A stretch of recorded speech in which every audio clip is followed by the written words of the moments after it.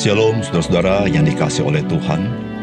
Sebagai orang percaya, Tuhan menempatkan kita di tengah-tengah dunia ini agar kita dapat berfungsi sebagai orang percaya.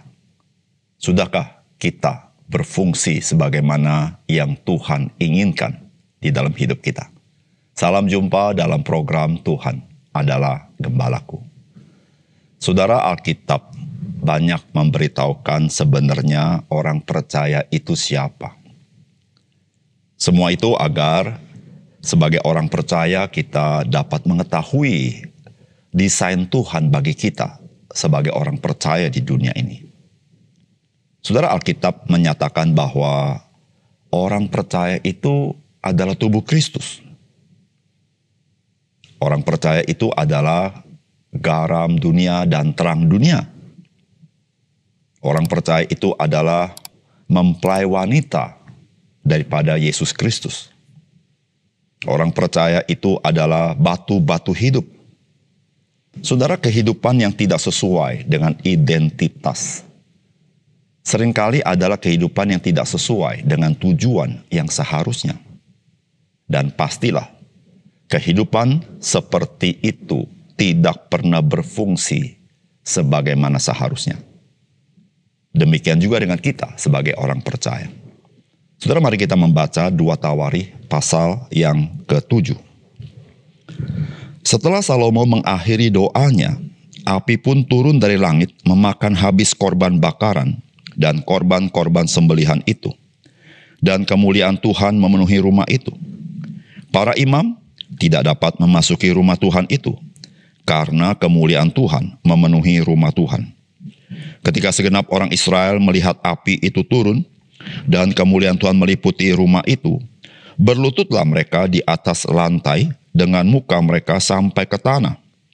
Lalu sujud menyembah dan menyanyikan syukur bagi Tuhan, sebab Ia baik, bahwasanya untuk selama-lamanya kasih setianya. Lalu raja bersama-sama seluruh bangsa mempersembahkan kurban sembelihan di hadapan Tuhan. Sebagai korban sembelihan, Raja Salomo mempersembahkan 22.000 ekor lembu sapi dan 120.000 ekor kambing domba. Demikianlah raja dan seluruh bangsa mentahbiskan rumah Allah. Para imam telah siap berdiri pada tempat mereka.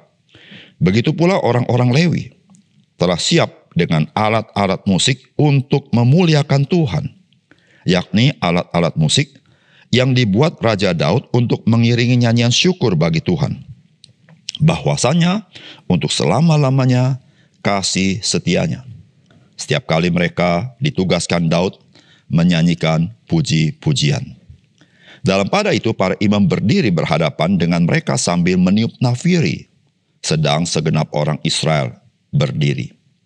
Lalu Salomo menguduskan pertengahan pelataran yang di depan rumah Tuhan, sebab disitulah diolahnya segala korban bakaran dan lemak korban keselamatan, sebab mezbah tembaga yang dibuat Salomo tidak dapat memuat korban bakaran dan korban sajian dan segala lemak korban. Dan pada waktu itu juga, Salomo mengadakan perayaan pondok daun selama 7 hari, bersama-sama dengan seluruh Israel, suatu jemaah yang amat besar, dari jalan masuk ke Hamat sampai ke sungai Mesir. Pada hari yang ke-8, mereka mengadakan perkumpulan raya, karena mereka telah merayakan pentahbisan mezbah selama 7 hari dan perayaan pondok daun selama 7 hari. Pada hari yang ke-23, bulan ke-7, disuruhnya bangsa itu pulang ke kemah-kemah mereka sambil bersukacita dan bergembira atas kebaikan yang telah dilakukan Tuhan kepada Daud, kepada Salomo, dan kepada orang Israel umatnya. Demikianlah Salomo menyelesaikan rumah Tuhan dan istana raja, dan berhasil melaksanakan dalam rumah Tuhan dan dalam istananya segala sesuatu yang timbul dalam hatinya. Kemudian Tuhan menampakkan diri kepada Salomo pada malam hari dan berfirman kepadanya, "Telah kudengar doamu, dan telah kupilih tempat ini bagiku sebagai rumah persembahan. Bila mana aku menutup langit, sehingga tidak ada hujan, dan bila mana aku menyuruh belalang memakan habis hasil bumi, Dan bila mana aku melepaskan penyakit sampar di antara umatku, dan umatku yang atasnya namaku disebut, merendahkan diri, berdoa, dan mencari wajahku, lalu berbalik dari jalan-jalannya yang jahat, maka aku akan mendengar dari sorga dan mengampuni dosa mereka, serta memulihkan negeri mereka. Sekarang mataku terbuka, dan telingaku menaruh perhatian kepada doa dari tempat ini. Sekarang telah kupilih dan kukuduskan rumah ini, supaya namaku tinggal di situ untuk selama-lamanya. Maka mataku dan hatiku akan ada di situ sepanjang masa. Mengenai engkau, jika engkau hidup di hadapanku sama seperti Daud, ayahmu, dan berbuat sesuai dengan segala yang kuperintahkan kepadamu, dan jika engkau tetap mengikuti segala ketetapan dan peraturanku, maka aku akan meneguhkan tahta kerajaanmu sesuai dengan perjanjian yang telah kuikat dengan Daud ayahmu, dengan berkata, takkan terputus keturunanmu yang memerintah atas Israel. Tetapi jika kamu ini berbalik dan meninggalkan segala ketetapan dan perintahku yang telah kuberikan kepadamu, dan pergi beribadah kepada Allah lain dan sujud menyembah kepadanya, maka aku akan mencabut kamu dari tanahku yang telah kuberikan kepadamu. Dan rumah ini yang telah kukuduskan bagi namaku akan kubuang dari hadapanku, dan akan kujadikan kiasan dan sindiran di antara segala bangsa. Dan setiap orang yang lewat rumah yang amat ditinggikan ini akan tertegun dan berkata, apakah sebabnya Tuhan berbuat yang demikian kepada negeri ini dan kepada rumah ini? Maka orang akan berkata, sebab mereka meninggalkan Tuhan, Allah nenek moyang mereka, yang membawa mereka keluar dari tanah Mesir, dan sebab mereka berpegang pada Allah lain, dan sujud menyembah kepadanya, dan beribadah kepadanya. Itulah sebabnya Ia mendatangkan segala malapetaka ini ke atas mereka. Saudara yang dikasihi oleh Tuhan, kehadiran Tuhan pada bait suci dan perkenanan Tuhan atas bait suci bukan sekadar pernyataan dari seorang manusia yang mengatakan Tuhan berkenan atas bait suci ini. Dari kisah yang kita baca, Tuhan sendiri yang menyatakan kemuliaannya. Saudara, bukankah itu juga yang Tuhan lakukan atas Yesus Kristus?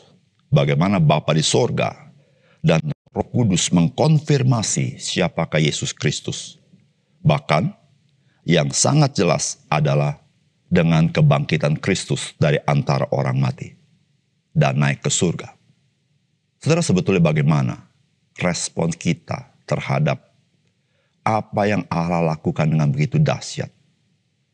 Saudara, apakah pesan firman Tuhan dari bagian ini bagi kita? Yang pertama, sebagai bait Roh Kudus, maka kita sebagai orang percaya hendaknya senantiasa mempersembahkan diri kita kepada Tuhan.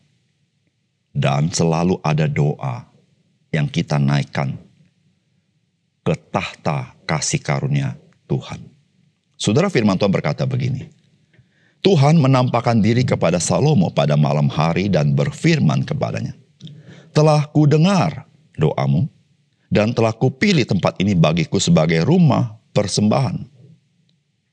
Ayat 15, sekarang mataku terbuka dan telingaku menaruh perhatian kepada doa dari tempat ini.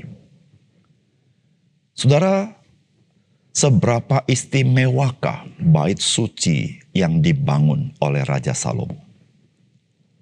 Saudara, jikalau bait suci itu semata-mata signifikansinya adalah kemegahannya, karena disalut oleh emas, sehingga nilai bangunan dari bait suci itu begitu mahal. Saudara, sebetulnya bait suci itu tidak punya signifikansi apa-apa bagi umat Tuhan. Tapi ketika kita baca bagian ini, saudara, signifikansi bait suci bukan kepada materi bait sucinya, tetapi kepada Tuhan yang berkenan hadir pada bait suci itu, dan Tuhan mengarahkan telinga dan matanya kepada bait suci itu. Saudara, itulah yang membuat bait suci itu menjadi signifikan dibanding gedung-gedung yang lain tentunya. Saudara, inilah yang dilakukan oleh Tuhan kepada bait suci. Saudara, Tuhan berkata apa? Telah ku dengar doamu dalam kupilih tempat ini bagiku sebagai rumah persembahan. Jadi setiap persembahan yang dilakukan di bait suci itu, itulah yang diterima oleh Tuhan. Bukan itu saja. Tuhan berkata, sekarang mataku terbuka dan telingaku menaruh perhatian kepada doa dari tempat ini. Saudara, bukankah tempat ini menjadi istimewa? Saudara, seluruh apa yang dituliskan dalam perjanjian lama, maka kenyataan realisasi yang sangat indah dan ajaib adalah dengan kedatangan Yesus Kristus ke dalam dunia ini. Saudara, Tuhan Yesus mengatakan terhadap bait suci yang dibangun oleh Herodes, rubuhkanlah bait suci ini, aku akan mendirikannya dalam 3 hari. Dan firman Allah menjelaskan, Yesus berbicara tentang tubuhnya sendiri dengan kebangkitan dia dari antara orang mati. Dan saudara jangan lupa, tubuh Kristus itu adalah orang-orang percaya. Dan saudara, orang percaya itu saudara menerima Roh Kudus di dalam diri kita. Dan saudara, sekarang tidak lagi Allah berdiam di bait Allah yang dalam bentuk gedung, tetapi dia tinggal di dalam diri orang-orang percaya. Saudara, artinya apa? Artinya saudara, orang-orang percaya sebagaimana bait suci menjadi orang-orang yang harus tiap-tiap hari membawa persembahan dirinya kepada Tuhan. Karena itulah yang berkenan kepada Tuhan. Bukan itu saja. Saudara, mata Tuhan dan telinga Tuhan tertuju kepada orang percaya, menaruh perhatian. Itulah berarti saudara, sebagai orang percaya kita mendapat anugerah, boleh menaikkan doa-doa kita kepada Tuhan, menyampaikannya, dan doa itu didengar dan diperhatikan oleh Tuhan. Saudara, bagaimana saudara merespons anugerah Tuhan yang tidak terkatakan ini? Yang kedua, saudara, berdoa dan bertobat itu 2 hal yang tidak dapat dipisahkan dari hidup kita. Kita yang berdoa, kita juga harus adalah orang yang bertobat. Saudara, firman Tuhan berkata begini, dan umatku yang atasnya namaku disebut, merendahkan diri, berdoa dan mencari wajahku, lalu berbalik dari jalan-jalan jahat, maka aku akan mendengar dari sorga dan mengampuni dosa mereka serta memulihkan negeri mereka. Saudara, berapa banyak di antara kita menganggap remeh dan menganggap bahwa berdoa dan berdosa itu bisa berjalan bersama-sama. Dan menganggap berdoa bisa mengeliminasi dosa. Saudara, bukankah firman Tuhan berkata yang memisahkan antara kamu dan aku, kata Tuhan. Bukan Tuhan kurang mendengar kita atau tangannya kurang panjang menolong kita. Tetapi yang memisahkan itu antara Tuhan dengan kita adalah dosa-dosamu. Saudara yang dikasih oleh Tuhan, firman Allah hari ini mengajarkan kepada kita, doa dan bertobat, saudara, itu harus berjalan bersama-sama. Tuhan berkata, umatku yang atasnya namaku disebut. Tidak main-main, saudara. Sebagai orang percaya, kita bukan dengan nama kita sendiri, ada nama Tuhan yang disebut atas kita. Artinya, kebenaran kita bukan karena kebenaran kita, tapi karena kebenaran Kristus. Tapi tidak berhenti di sana. Dia merendahkan diri. Saudara, tidak berarti ketika kita sudah diselamatkan, kita boleh pongah hidup kita. Saudara, kita harus merendahkan diri sama. Saudara. Dia pencipta, dia penebus, dia Tuhan. Kita adalah umat yang ditebusnya. Dan berdoa mencari wajah Tuhan. Saudara, ini harus ada satu kesengajaan kita mencari wajah Tuhan meskipun Tuhan menyertai kita. Tetapi bersama dengan itu, lalu berbalik dari jalan-jalan yang jahat, maka aku akan mendengar dari surga. Saudara, bukankah berdoa itu adalah kita mengarahkan diri kepada Tuhan dan meninggalkan seluruh dosa kita? Saudara, seharusnya orang-orang Kristen yang berdoa adalah orang-orang Kristen yang tahu kita harus bertobat dari dosa-dosa kita dan tidak melakukannya lagi. Saudara, mari ketika kita ingat siapakah kita, bukan karena perbuatan kita, tapi pemberian Tuhan. Saudara, mari kita menjadi orang percaya yang tahu menghampiri Tuhan di dalam doa dan tahu bertobat agar kita boleh hidup bagi Dia. Mari kita berdoa. Bapa surga, terima kasih untuk firman Tuhan. Biarlah kebenaran firman-Mu sekali lagi menyapa kami dan menyegarkan jiwa kami dan mencelikkan mata rohani kami. Sehingga dengan kekuatan Roh Kudus kami boleh hidup sebagaimana firman-Mu, ya Tuhan. Di dalam nama Tuhan Yesus kami berdoa.